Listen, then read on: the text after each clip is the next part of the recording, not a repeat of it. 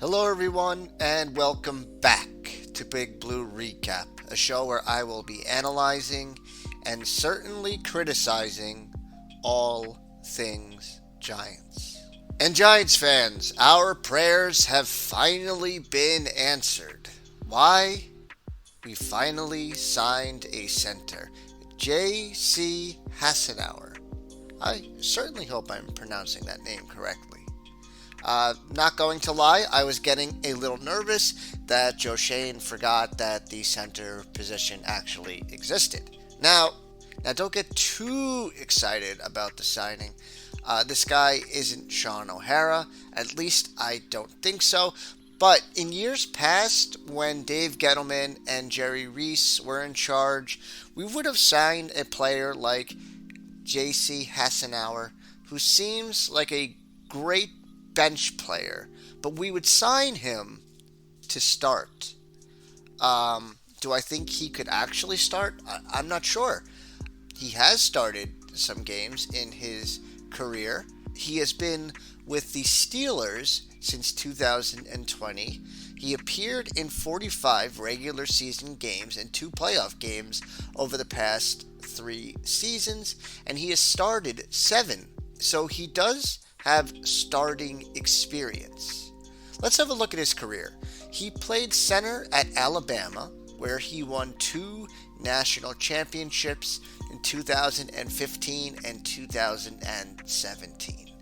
And who was the offensive coordinator of that 2017 Alabama Crimson Tide team, you ask? You guessed it, Joe Judge. No, I'm just kidding. Bad joke. It was Brian Dable. Brian Dable was the offensive coordinator. J.C. Hassenauer was signed by the Atlanta Falcons as an undrafted free agent on April 30th, 2018. He was waived on September 1st and signed to the practice squad the next day, where he spent most of the season.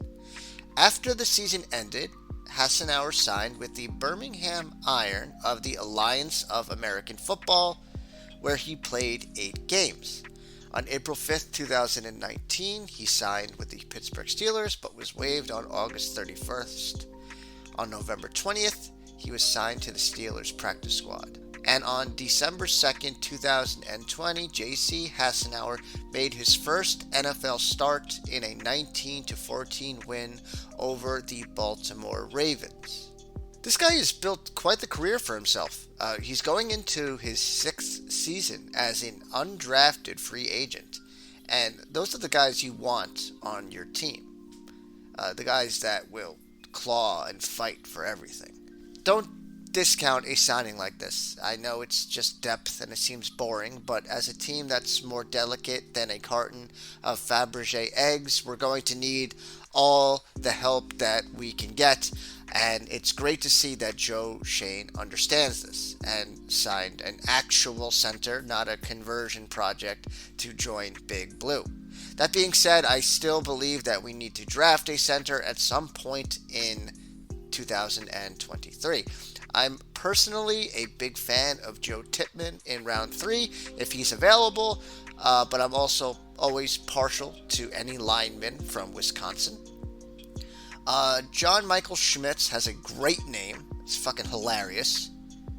I don't understand why his parents didn't take the opportunity to name their son John Jacob Jingleheimer Schmitz, but that's a whole nother discussion.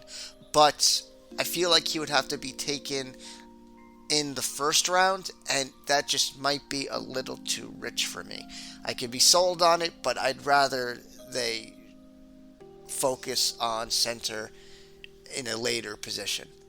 No matter what, we definitely need another center to protect DJ so he can actually throw it to the weapons Joe Schoen has been acquiring. Joe Schoen is collecting receivers as if they were Pokemon cards, hoping for that super rare shiny Charizard VMAX. And it's great to see that so many of these players are coming to work out together in Arizona, isn't it? I was looking on Twitter and I found this tweet by Art Stapleton, and the list is incredible. Let's see who the guys are working on. This is from Art Stapleton. He tweeted this. Daniel Jones, obviously, Tyrod Taylor, Saquon Barkley, Sterling Shepard, Darren Waller. Darren Waller? The guy who we basically traded for Kadarius Toney? Darren Waller has officially shown up to more voluntary workouts than Kadarius Toney. That's amazing. Daniel Bellinger, Lawrence Cager, Tommy Sweeney, Dre Miller, Darius Slayton, Paris Campbell, Isaiah Hodgins, Colin Johnson, Jeff Smith, the legend David Sills, Makai Polk, and Khalil Pimpleton. Great name.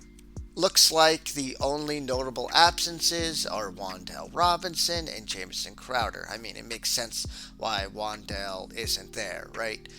I really hope he comes back at full strength. He was looking amazing with DJ before he went down. They had a real connection. I kind of found Wan'Dale as a prospect by accident when I was watching Will Levis film. Wan'Dale may be 5'8", but it's hard to miss the guy that's literally catching every single one of the quarterback's passes.